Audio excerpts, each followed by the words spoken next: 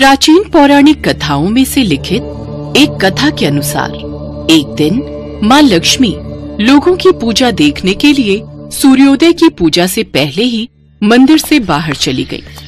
वे चांडाल जाति की एक महिला श्रेया की दिव्य पूजा की तैयारियों और अलौकिक भक्ति भावना को देखकर आश्चर्यचकित रह गई और वे उसके सामने प्रकट हुई तथा उस महिला को 1 लाख गाय, संतान सुख, धन वैभव तथा लंबी आयु का वरदान देती हैं। चांडाल नामक एक समुदाय जो शवों को ठिकाने लगाकर अपना जीवन यापन करता था, सबसे अधिक बहिष्कृत समुदाय था। बलराम जी को माता लक्ष्मी का चांडाल जाति के स्त्री के घर जाना अच्छा नहीं लगा और वे माँ लक्ष्मी जी से नाराज हो गए। ये देवी लक्ष्मी चांडाल समुदाय से मिलने गई हैं, जो समाज से दूषित है। अब लक्ष्मी मंदिर में प्रवेश नहीं कर सकती। भैया, इस बार लक्ष्मी को माफ कर दो। मैं लक्ष्मी को समझाऊंगा कि वो आगे से ऐसा ना करे।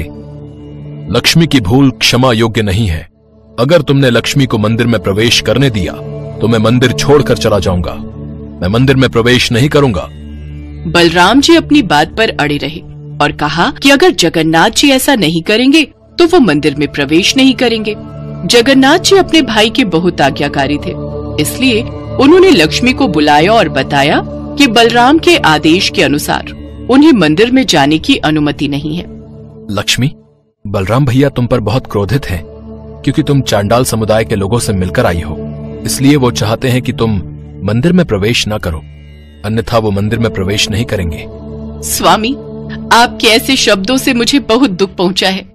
विवाह के समय आपने पिताश्री से वादा किया था कि आप मेरे अपराधों को क्षमा कर देंगे और फिर ये कोई पाप या अपराध नहीं है, फिर भी मेरे साथ ऐसा व्यवहार किया जा रहा है। आप मेरा अपमान कर रहे हैं। मैंने अपने भक्तों पर दया की है, उनके दुखों को दूर किया है। यह मेरा अपराध नहीं है। मेरे लिए मेरे सभी भक्त बराबर हैं। मैं अपने अपमान के लिए आपको और बलराम जी को कभी क्षमा नहीं करूंगी। माँ लक्ष्मी बहुत क्रोधित हुई। उन्होंने जगन्नाथ जी और बलराम जी को 12 सालों तक इतना गरीब रहने का श्राप दिया कि वे भोजन तक भी प्राप्त न कर सके। जगन्नाथ जी का भोजन भंडार, रत्न भंडार सब कुछ गायब हो गया। दोनों भाइयों ने भिक्षा मांगी ताकि वे अपनी भूख शांत कर सके, परंतु वे जिस घर का भी भोजन खाते उस घर का भोजन समाप्त हो जाता, इसलिए लोगों ने उन्हें भिक्षा देना भी बंद कर दिया। माता लक्ष्मी के क्रोध में दिए गए श्राप के कारण भगवान जगन्नाथ और बलराम जी कई वर्षों तक भूखे रहे। 12 साल तक भटकने और हर दरवाजे पर जाने के बाद दोनों भाइयों ने देखा कि कुछ लोग एक दिशा से आ रहे थे। उनके चेहरे पर संतुष्टि थी। पूछताछ करने पर भाइयों को एक घर के बारे में पता चला जो भोजन दान कर रहा था और उन्होंने चांडाल समुदाय क्षेत्र की ओर इशारा किया। लगता है उस घर से कोई दान प्राप्ति हो रही है। हमें भी उस ओर चलना चाहिए। हो सकता है हमें कुछ खाने को मिल जाए। हाँ भैया, चलो हम उस ओर देखते हैं। दोनों भाई उस दिशा में आगे बढ़े। गृह स्वामी उन्हें भोजन कराने में प्रसन्न था, लेकिन चूंकि यह चांडालिनी का घर था, इसलिए बलराम चांडालिनी के हाथ का बना खाना नहीं खाना चाहते थे, बल्कि उन्होंने भोजन सामग्री और खाना पकाने की सुविधा की मांग की ताकि वे स्वयं खाना बनाकर खा सके। भगवान बलराम की मांग के अनुसार उनके लिए भोजन की तैयारी की गई। खाना बनाने की तैयारी पूरी होने के बाद बलराम नहाने चले गए और उन्होंने जगन्नाथ जी से खाना बनाने को कहा। इस बीच जगन्नाथ जी ने खाना बनाना शुरू कर दिया, लेकिन वे खाना बनाने के लिए लकड़ियां नहीं जला पा रहे थे। बलराम जी खुशी खुशी खाना बनाने के बारे में सोच रहे थे, लेकिन उन्होंने देखा कि जगन्नाथ जी ने कुछ भी नहीं बनाया है। तुमने तो अभी तक भोजन बनाने के लिए लकड़ियां भी नहीं जलाई हैं। मैं स्नान करके लौट भी आया। भैया, मैं बहुत देर से आग उत्पन्न करने की कोशिश कर रहा हूं, किंतु लकड़ियों में आग लग ही नहीं रही। ये सब भूख से हो रहा है। भूख के कारण तुम्हारे हाथों की शक्ति क्षीण हो गई है। लाओ, लकड़ियां मैं जला लेता हूं। बलराम जी ने लकड़ियां जलाने की कोशिश की, पर लकड़ियां उनसे भी नहीं जल रही थी और कुछ देर बाद कमरे में धुआं भर गया। इससे दोनों भाइयों की आंखों में जलन होने लगी। आंखों से पानी निकलता देख वे कमरे से बाहर निकल आए।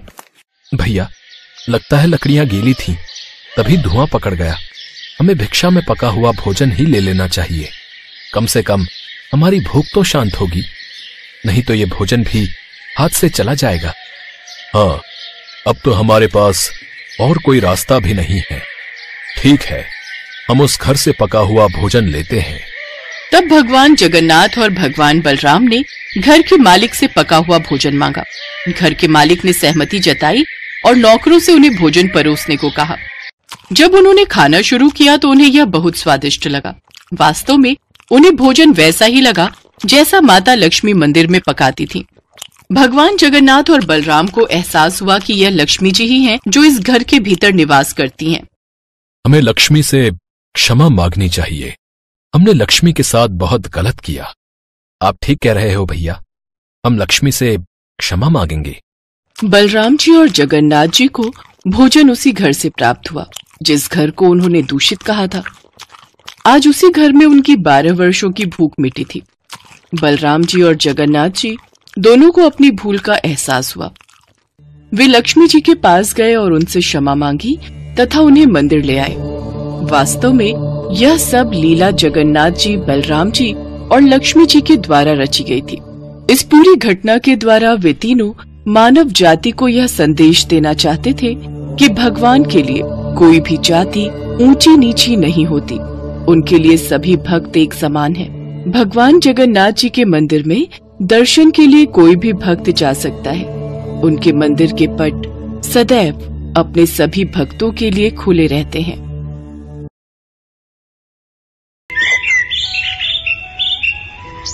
जगन्नाथपुरी मंदिर भगवान जगन्नाथ, उनके भाई भगवान बलभद्र और बहन देवी सुभद्रा के साथ समर्पित एक पवित्र मंदिर है।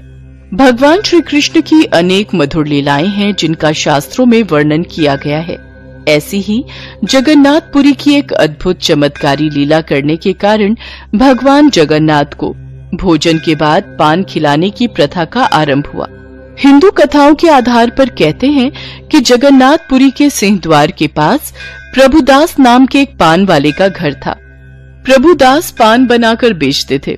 शाम के समय प्रभुदास भगवान जगन्नाथ के मंदिर में दर्शन करने के लिए जाते थे। वो देखते थे कि भगवान जगन्नाथ को प्रतिदिन बहुत से व्यंजन का भोग लगाया जाता है, किंतु उन्हें पान का भोग क्यों नहीं लगाया जाता। उनके मन में सदैव यही विचार आता था। प्रभुदास भगवान जगन्नाथ से सदैव प्रार्थना करते हुए इसी बारे में सोचते रहते थे कि न जाने उन्हें प्रभु की सेवा का अवसर कब प्राप्त होगा। एक रात जब प्रभुदास अपनी कुटिया में सोने की तैयारी कर रहे थे, तभी वहाँ 2 सुंदर नौजवान जिनके घुंघराले बाल थे, कानों में कुंडल थे, उनके वस्त्र चमक रहे थे। इतना सलोना रूप था कि कोई भी उनके दर्शन करके मंत्रमुग्ध हो जाए, ऐसा उनका स्वरूप था। वे दोनों प्रभुदास की कुटिया में आए और उनसे पान खाने के लिए बोले। कई दिनों तक वे दोनों युवक पान खाने प्रभुदास की कुटिया पर आते रहे और प्रभुदास उन्हें पान खिलाते रहे। एक दिन मंदिर के सेवक बलराम दास जी, जो कि भगवान जगन्नाथ के परम भक्त थे, वो मध्य रात्रि के समय मंदिर के उसी सिंह द्वार के पास प्रभु नाम का भजन करते हुए टहल रहे थे। तभी उनकी नजर उन 2 नौजवानों पर पड़ गई। अरे, ये 2 नौजवान कौन हैं जो इतनी रात में प्रभुदास की कुटिया से निकल रहे हैं? इन्हें पहले तो मंदिर के आसपास नहीं देखा। उस दिन तो बलराम दास ने इस ओर ध्यान नहीं दिया, पर अब तो रोजाना ही बलराम दास की नजर उन पर पड़ने लगी। अब उन्होंने पूछना ही उचित समझा और प्रभुदास की कुटिया में गए और उन नौजवान युवकों के आने के बारे में पूछा। तब उन्हें पता चला कि प्रभुदास तो उन्हें बिना दाम के ही रोजाना पान दे रहे हैं। बलराम दास जी, इसका कारण तो मुझे भी नहीं पता। न जाने उनके सलोने रूप में ऐसी क्या बात है कि मैं उनसे अपनी नजरें हटा ही नहीं पाता, और उनके मनमोहक रूप को देखकर मैं उसमें खो जाता हूं और उनसे दाम लेना भूल जाता हूं। और इतनी देर में वो दोनों युवक कब गायब हो जाते हैं, मुझे इस बात का आभास ही नहीं होता। बलराम दास प्रभुदास की बातों को सुनकर हैरान रह गए और बोले, अरे प्रभुदास, तुम्हारी बातों को सुनकर मैं हैरान हूं। इतने दिनों से तुम उन युवकों को पान खिला रहे हो और उसके बदले दाम भी नहीं लेते हो। ये तो मैं पहली बार सुन रहा हूं कि दुकानदार अपना सामान बिना दाम लिए ही किसी अनजान को दे रहा है। ऐसे में तो तुम्हारा कितना नुकसान हो जाएगा प्रभुदास। कह तो आप ठीक रहे हैं बलराम दास जी, मैंने तो इस बारे में सोचा ही नहीं। अब मैं क्या करूं? करना क्या है? अगर कल अब वो दोनों युवक पान खाने के लिए आए तो तुम उनसे दाम मांगना। यदि वो ना दे तो बदले में उन दोनों की चादर बंधक के रूप में अपने पास रख लेना और कहना कि जब तक वो दाम नहीं देंगे उन दोनों की चादर आपके पास रहेगी। बलराम दास जी की बात प्रभुदास को जंच गई। अगले दिन दोनों युवक फिर से आए तो उन्हें पान देने के पश्चात प्रभुदास ने उनसे बदले में दाम मांगा। तुम दोनों इतने समय से पान खाकर जा रहे हो, पर मुझे याद ही नहीं रहता कि मैंने तुमसे दाम भी लेना है। आज तुम मुझे दाम दिए बिना नहीं जा सकते। मैंने तुम्हें बहुत दिनों तक ऐसे ही बिना दाम लिए पान दिया है। पर हमारे पास अभी धन नहीं है। कल हम आएंगे तो ढेर सारा धन ले आएंगे। अभी हमें जाना है। नहीं नहीं, मैं तुम दोनों को ऐसे नहीं जाने दूंगा। अब तो मुझे दाम तो देकर ही जाना पड़ेगा, नहीं तो मैं तुम दोनों को यहाँ से नहीं जाने दूंगा। ऐसा कैसे हो सकता है? हमारा जाना अति आवश्यक है।